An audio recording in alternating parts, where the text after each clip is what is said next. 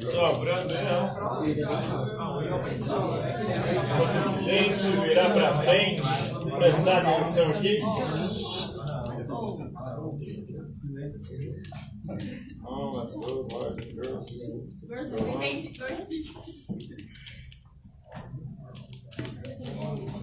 Então, a partir de agora a gente vai entrar na filosofia moderna. E qual que é o período histórico que compreende a Idade Moderna? A Idade Moderna vai de quando até quando, vocês sabem? Não sei. É depois de mim? Depois da Idade Média, né? A Idade Média acaba quando? Eu não sei. Ó, depois de 1000, acertei. Não, mas é claro. 1453, com a queda de Constantinopla, quando ela é tomada pelos turcos otomanos. Para alguns, né? Para outros teóricos, seria 1492. O que acontece no dia 12 de outubro de 1492? 12 de outubro de 1492. Cristóvão Colombo descobre a América, sem saber que tinha descoberto a América. Por isso que a América tem nome de América. Quem descobriu que a América era um outro continente, não as Índias, foi o Américo Vespúcio. Por isso, o nome de América, em homenagem ao Américo Vespúcio. Mas quem descobriu a América foi o Colombo. A divergência por quê? Porque para uns, a modernidade só começa quando há um encontro com um novo mundo. Inclusive, é assim que é chamado o novo continente, a América, né? Novo mundo. Então, ambas estão aqui em qual século? Século XV, depois de Cristo. Então é aí que começa a modernidade. E a modernidade vai até o século XVIII. Mais precisamente até 1789. O que acontece em 1789? O início do quê? Em que período que a gente está agora, se a gente está no moderno? Agora é contemporâneo. O contemporâneo começa depois disso aqui, ó.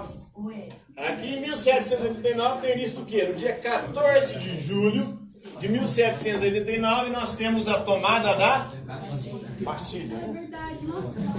Começa a Revolução Francesa. E junto com a Revolução Francesa começa a Era ou Idade Contemporânea. Deixa eu passar um pouco. Não, não sei.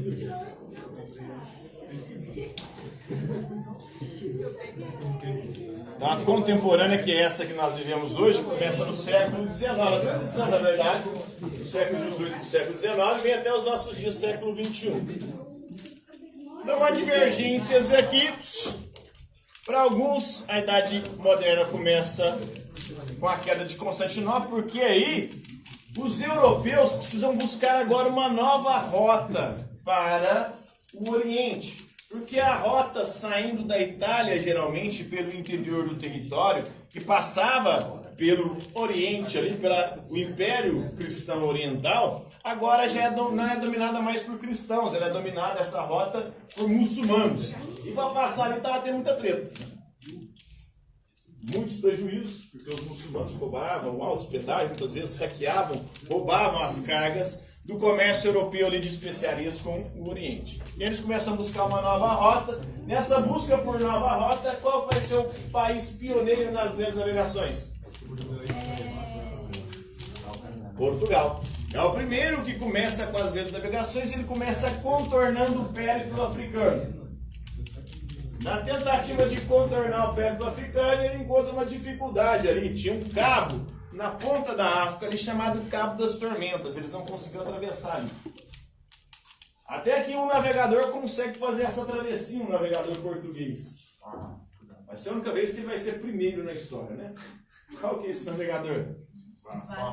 Vasco da Gama, muito bem. Ele consegue contornar o périplo africano, chega nas Índias Orientais, abastece os navios de especiarias e volta para Portugal.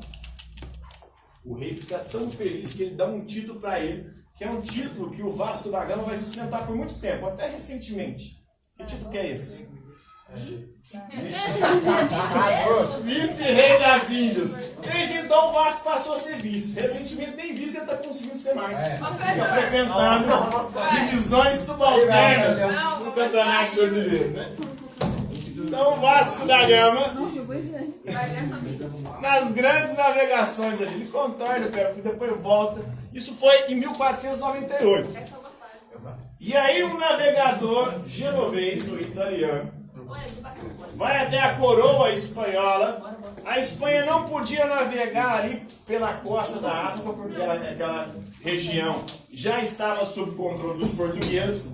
Os espanhóis então vão buscar uma outra rota. Aí o Cristóvão Colombo fala para o rei espanhol, falou, velho, eu acho que dá para rodear o mundo e chegar até as Índias Orientais.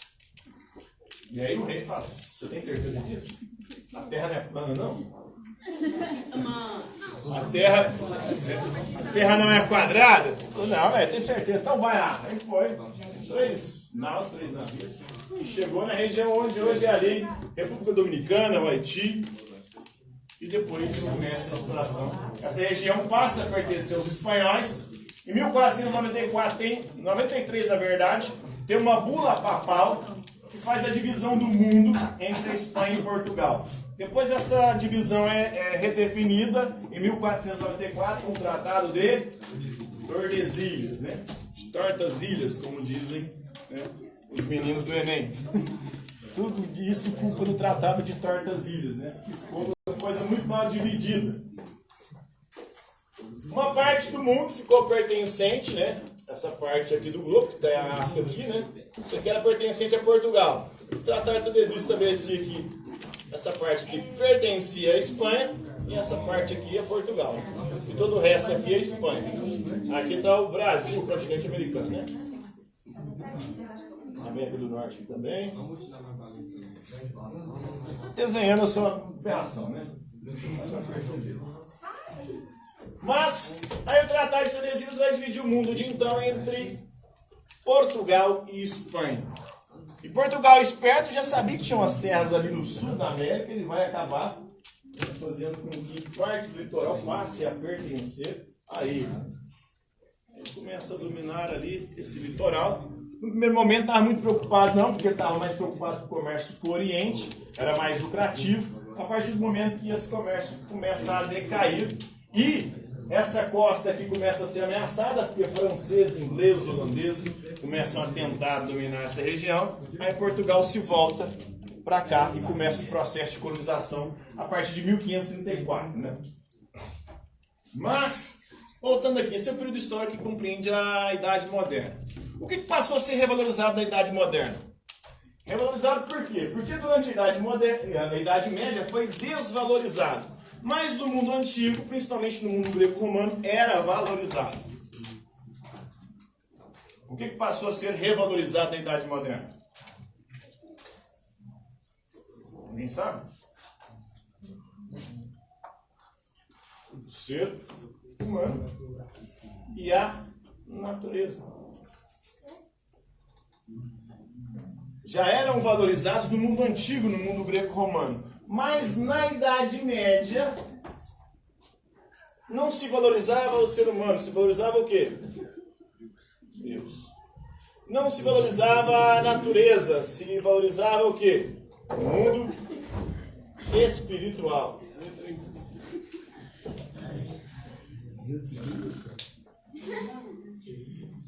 Então o ser humano e a natureza passaram a ser revalorizados a partir da Idade Moderna.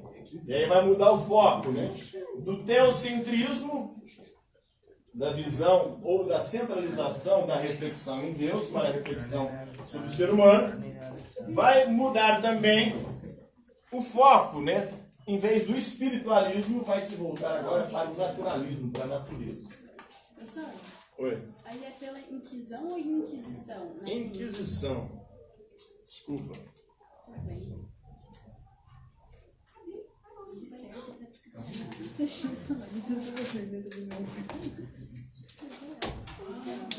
Próxima questão. Como se deu a passagem do feudalismo para o capitalismo? O feudalismo era um sistema econômico fundamentado em feudos. A maior parte da população morava onde? No campo, né? Na zona rural. A economia era uma economia de quê? De subsistência. Não focavam na produção de excedentes para o comércio. Mas na Idade Média começa a surgir um grupo que passa a enriquecer através do comércio, principalmente a partir das cruzadas. As cruzadas foram o que? Vocês lembram? Em busca da Terra Santa, ó. Guerras religiosas da Idade Média disputando a Terra Santa, o controle e o domínio da Terra Santa entre cristãos e muçulmanos. Muito mais do que uma guerra religiosa, essa era uma guerra de interesses econômicos. Com o objetivo, com o propósito de quê? De alcançar ou encontrar novas rotas de comércio ou novas fontes de riqueza. Então aí nós temos essa transição. Esse grupo começou a enriquecer. Que grupo que era esse que vivia do comércio ali e que começa esse comércio a partir das cruzadas? Nós tínhamos o senhor feudal, que era o dono dos feudos, tínhamos o clero, a igreja, que era a instituição mais poderosa da Idade Média, tínhamos os três estados, né? Na Idade Média. No topo da pirâmide social estava o clero, os religiosos. Qual que era a função do clero? Orar pela salvação das pessoas. No meio da pirâmide nós tínhamos a nobreza. Qual que era a função da nobreza, dos nobres, dos senhores feudais e dos seus vassalos? Proteger a sociedade. A proteção era a função deles. E na base nós tínhamos os camponeses, burgueses e artesãos. Os camponeses é aqueles que trabalhavam a terra para o senhor feudal. Os burgueses é aqueles que viviam do comércio. E os artesãos é aqueles que trabalhavam no artesanato. Nas suas oficinas produziam calçados, vestimentas, ferramentas, armas. Não eram os artesãos. Então, aqui nós temos a estrutura feudal. A partir de um certo momento, em especial a partir das cruzadas, esse grupo social, que é a burguesia, começa a enriquecer através do comércio. E aí, com essas riquezas, ela começou a reivindicar não só o poder econômico que ela passou a ter, mas também o poder político.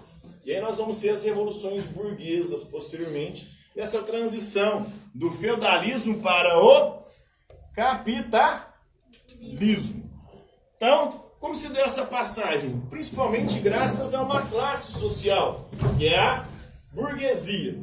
E o capitalismo, no seu primeiro momento ali das grandes navegações, ele é chamado de capitalismo o quê? Comercial. Por que comercial? Porque a principal fonte de lucro do capitalismo nesse momento é o comércio. Comércio primeiro com as Índias Orientais e posteriormente com as grandes navegações com o Novo Mundo, com a América. Os espanhóis buscando na América Espanhola o que principalmente? O que eles encontraram? Os espanhóis quando aqui chegaram? Eles chegaram primeiro que os portugueses aqui, né? Teoricamente, porque há algumas teorias aí dentro da academia que divergem sobre isso. Para alguns, né, teria outros navegadores portugueses já chegado aqui, mas não declarado isso. Para outros, os vikings já teriam chegado na América. Para outros, até os chineses já teriam chegado aqui. Mas vamos falar da vertente oficial aí, ou da mais, até então, admitida a teoria sobre o Novo Mundo, sobre a América. Então, esse Novo Mundo, o comércio, ou a grande fonte de riqueza para a Espanha foi o quê? Na América Espanhola. O que eles descobriram logo que eles chegaram aqui. E que os portugueses não descobriram de imediato, por isso não se preocuparam muito com as terras brasileiras. Metais preciosos. Os espanhóis logo que chegaram já encontraram ouro e prata na América Espanhola. Os portugueses quando chegaram aqui não encontraram ouro e prata. O ouro vai ser descoberto aqui nas terras brasileiras somente no finalzinho do século XVII, transição para o século XVIII. Primeiro descobre-se ouro no Paraná. Primeiro lugar onde se descobre ouro. Depois descobre ouro em Minas Gerais. Aí começa o século do ouro. O século XVIII é o século do ouro aqui no nosso país. Então, o comércio, nesse contexto aí, principalmente para essas duas, que foram as duas primeiras potências mundiais europeias. Primeiro Portugal, segundo Espanha. Mas só que aí eles sentaram em cima do ouro e da prata, né, das riquezas dos países que eles colonizaram, e ali, em cima disso, eles acabaram folgando. Enquanto isso, tinha outros dois países que estavam tretando na Europa lá, que vão superar depois Portugal e Espanha. Que países são esses? Inglaterra e França, que estavam envolvidos na época do início das grandes navegações, no quê? Na Guerra dos 100 Anos. É uma guerra que, inclusive, tem uma santa católica que ajuda os franceses ali na vitória, o que fica famosa, porque ela não fez muita coisa, mas... Que santa é essa? Joana d'Arc, muito bem, na guerra de 100 anos ali. Né? 1300 a 1400, agora eu não lembro exatamente aí. Eu sei que ela durou mais de 100 anos, né? Mas o nome dela é 100 anos, né? Falta 2 minutos. Então foi esse contexto aí, pessoal, que se deu a passagem do feudalismo para o capitalismo. E nesse contexto também acontece o absolutismo. O que foi o absolutismo? O poder absoluto concentrado nas mãos dos reis. Há uma centralização do poder, uma criação dos estados nacionais. Até então não existiam países. A Europa era dividida em feudos. Em cada feudo, a autoridade máxima era o senhor feudal. A partir disso, do desenvolvimento do capitalismo, nós temos o absolutismo. A figura do rei começa a ganhar ascensão e poder, centralizando esse poder. Aí tem o mercantilismo. Na próxima hora a gente continua.